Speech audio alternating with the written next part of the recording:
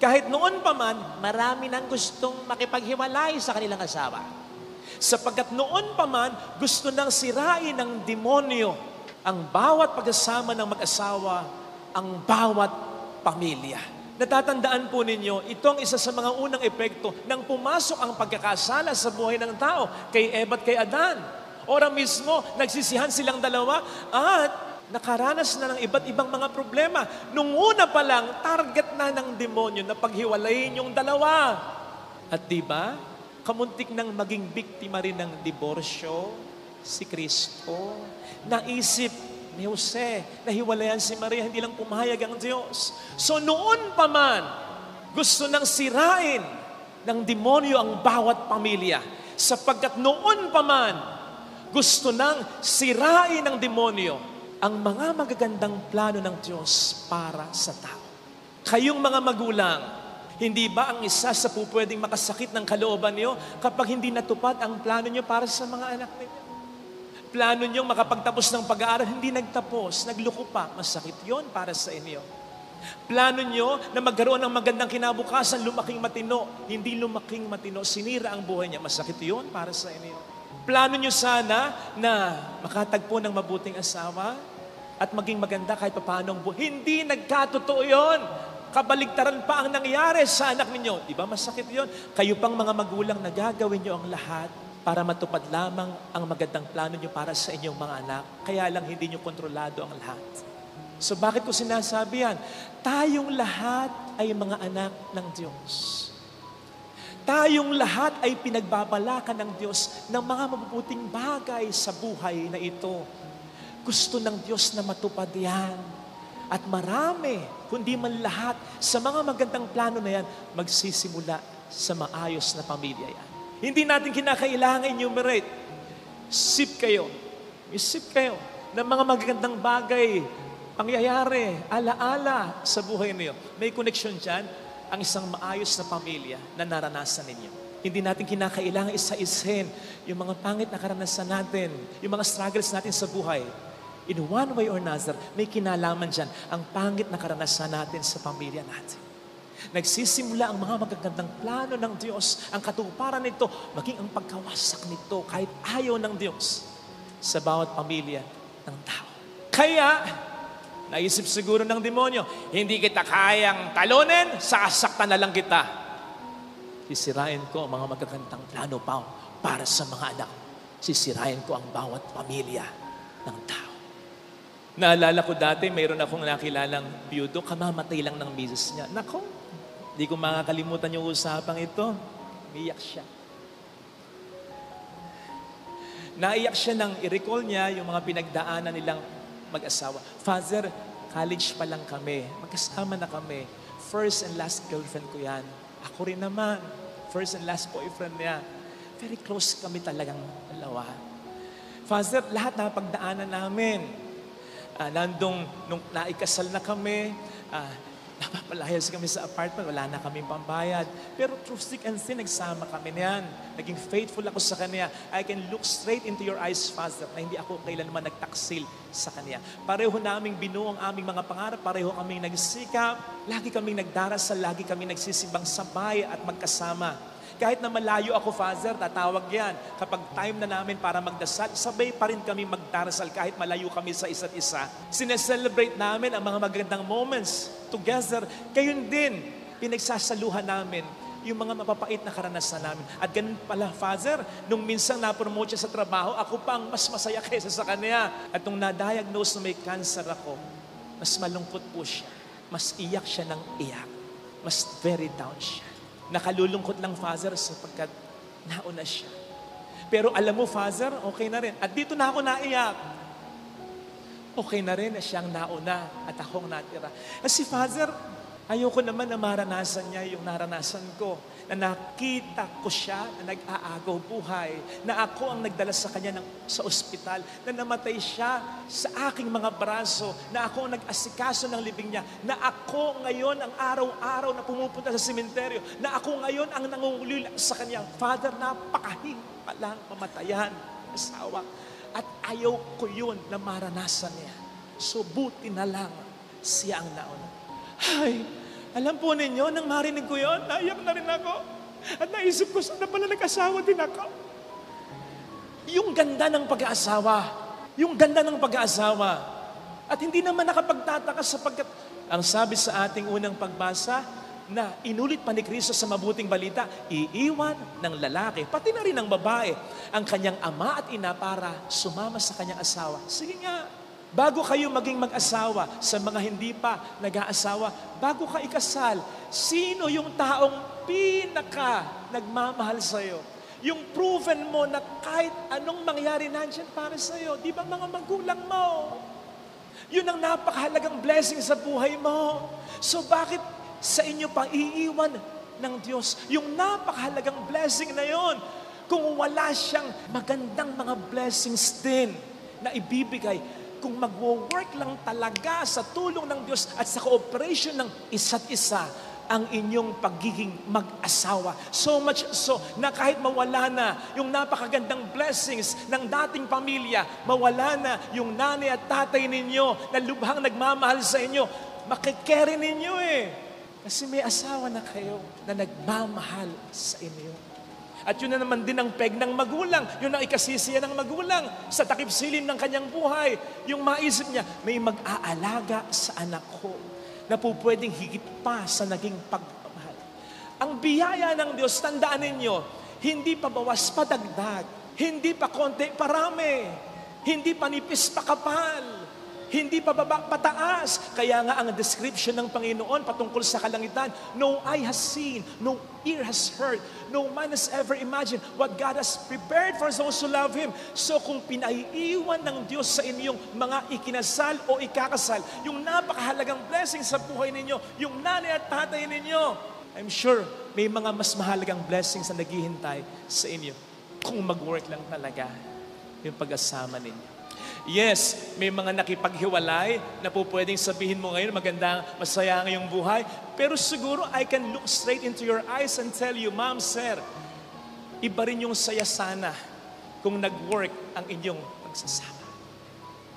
So imagine yung nami-miss ng bawat miyembro ng pamilya na mga biyaya na plano ng Diyos na maranasan nila in the context ng isang buo, masayang pamilya. Nevertheless, makakakita pa rin naman tayo. In fact, marami nito. Kahit broken family, naabot pa rin ang kanilang mga pangarap. His single parent, naipag-aral pa rin, napagtapos pa rin ang kanyang mga anak. So much so na dumating yung pagkakataon sa kanilang buhay na pagkatapos ng isang napakasakit na yugto ng paghihiwalay, pagiging broken as a family, they all thrive sa awa at pag-ibig pa rin ng Diyos yan. Maniwala ka. Sapagkat hindi naman papayag ang Diyos na masira na ang kanyang mga magandang plano para sa iyo dahil lamang sa pagkakamali, kaduwagan at pagkukulang ng isa o dalawang miyembro ng pamilya niyo. Hindi naman po pwedeng sabihin ng Panginoon sa isang naargabyado ng ang misis o mister na iniwan ng kanyang asawa, gayon din sa mga anak na iniwan ng irresponsableng mga magulang nila. Pasensya na, wala akong blessing sa inyo. Nagloko yung asawa. Responsable yung mga magulang niyo. Sila sisihin niyo. Hindi ganun ang Diyos. Lalong-lalo na kung tayo magsisikap at hindi mawawalan ng pananampalataya sa Kanya. Sa pagkatandaan natin, ang tunay nating Ama ay ang Diyos. Ang tunay nating Ina ay ang Diyos. Sa ating kalawang pagbasa, ang pinakakapatid natin ay si Jesus. At kung ito ay mas lalo pa nating ipupush, ang tunay mong asawa, ang tunay kong asawa, ang tunay mong asawa ay ang Diyos. Hindi po ba kayo nakakapansin na sa Bible, gustong-gustong i-describe ng Diyos ang kanyang relasyon sa atin in the context of marriage? Nang questionin si Jesus ng mga Parisayo, bakit hindi nag-aayuno ang iyong mga disipulo? Anong sabi ni Jesus? Makapag-aayuno ba ang mga guests sa kasalan kung kasama pa nila yung lalaking ikinasal? He is the bridegroom. And who is the bride? We are His bride. His family, His church. Isaiah 62 verse 5, just as a young man marries a young woman, so shall your builder marry you. And just as the bridegroom rejoices over his bride, so shall your God rejoice over you. Ganon i-describe ng Diyos ang gusto niyang maging relasyon natin sa Kanya.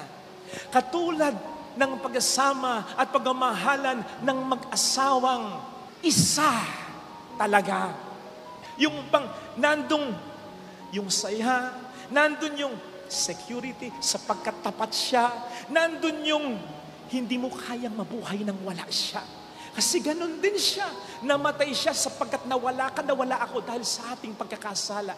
Ganun ang gusto niyang maging relasyon natin sa Kanya. Kaya nga yung mga ikinakasal, hindi lang sila nakatatanggap ng sakramento, sila din ay nagiging sakramento mismo ng pag-ibig ng Diyos. Tanda ng pag-ibig ng Diyos. And may I remind you, ang unang milagrong ginawa ni Kristo ay nasa konteksto ng kasalan. Hindi siya nagpalayas ng demonyo. Hindi siya bumuhay ng patay. Ano ang kanyang ginawa? He turned water into wine. Napakahalaga ng alak sa kasalan ng mga Hudyo. Pag-uusapang kakahiya-hiya ka. Kapag na-short ang alak mo, sapagkat ang alak ay simbolo ng kagalakan, joy para sa mga Hudyo. Ma-short ka na ng handa, wag lang sa alak. So you just can imagine yung pagiging tense ng bridegroom, yung lalaking ikinasal sa kasalan sa Cana. Major blunder yon on his part. Malaking pagkakamali yon. Malaking kasalanan yon. Sa asawa niya at sa kanyang pamilya. Kaya gano'n na lamang sigurado ang kaligayahan niya. Nang may alak na, saan galing yung alak? Kay Kristo. Sa himbalang ginawa niya. Pero tingnan po ninyo, sino ang nakoment? Sino ang nabate? Yung lalaking ikinasal.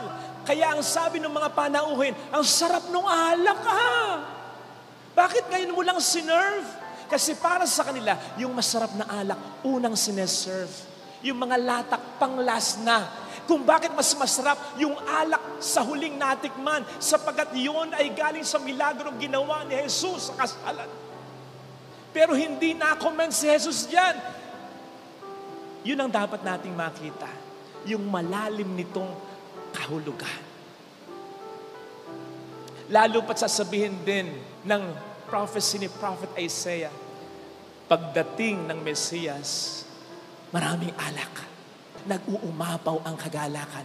So mga kapatid, yung unang milagro ni Kristo, mula noon, pinipresenta niya ang kanyang sarili sa atin bilang lalaking ikinakasal at tayo ang gusto niyang pakasalan. Napakagandang mensahe nito. Sapagkat kung ikaw ay niloko ng asawa mo, kung ikaw ay tinanggalan ng alak o galak ng iyong asawa, ng iyong mga magulang na naghiwalay na lang basta-basta, ang sinasabi ng Panginoon sa atin ngayon, magpo-provide ako ng alak kasi ako ang tatay mo, ako ang nanay mo, ako ang kapatid mo, ako ang asawa mo. Hindi kita lolokohin. Hindi kita iiwan. Ano man ang mangyari, huwag kang mawawalan ng pag-asa. Even to the point na sabihin natin, Father, okay naman kami mag-asawa, wala kami problema, nagmamahal. Pwedeng magbago yan o pwedeng mawala. Kasi pwedeng mamatay ang isa sa inyo. But nandito to sa Jesus, sinasabi pa rin sa iyo, ako hindi mawawala sa buhay mo. Nandito ako. Lagi ako magbibigay ng galak, ng ibang dahilan para maramdaman mo ang kagalakan.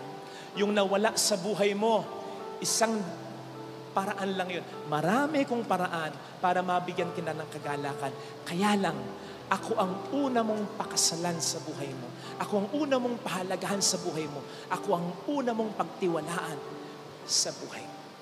Ito sana mga kapatid, ang ating ipagdasal sa banal na misa. Lalo na, ayan na naman, hanggang ngayon, issue ang divorce. Sa ating mga Katoliko, dapat hindi na issue ito Kahit sa'yo na sinaktan ng asawa mo. Kasi ang unang-unang nasasaktan, kapag sinasabi nating i-push through na ang divorce, ang Panginoon. Sapagkat siya ang nagtatag ng kasal. Siya ang nagtatag ng pamilya. Dahil marami siyang magandang plano para sa isa't isa. Hindi siya ang dahilan kung bakit hiniwalayan ka. Wala siyang kinalaman sa pagluloko ng iyong asawa. Ang may kinalaman siya, itutuloy pa rin niya ang kanyang magandang plano para sa iyo. Sa ibang paraan, sa ibang pagkakataon, sa ibang konteksto, kahit niloko ka ng asawa mo. Kaya, wag mong pagdiskitahan ang kanyang banal na kalooban na ang kasal ay hindi irespeto o hindi igalang. Sapagkat ano man ang mangyayari, siya lang talaga ang ating maaasahan at matatakbuhan. Lalo pat sinasabi sa atin ng Panginoon ngayon, ang kasal ang isa sa mahalagang tanda ng kanyang pagmamahal sa ating lahat. Igalang natin ito. Irespeto natin ito. Ano man ang mga pangit nating karanasan sa ating pamilya. Because for all we know, yung susunod na mga pamilyang henerasyon sa atin, yung anak mo, makakaranas yan ng tunay na kagalakan na sa isang pamilyang ayos lamang manggagaling o matatagpuan. Kung ipupush natin ang divorce, pwedeng hindi na rin niya maranasan yan. Maganda ang kasal, pinapapangit lang ng tao.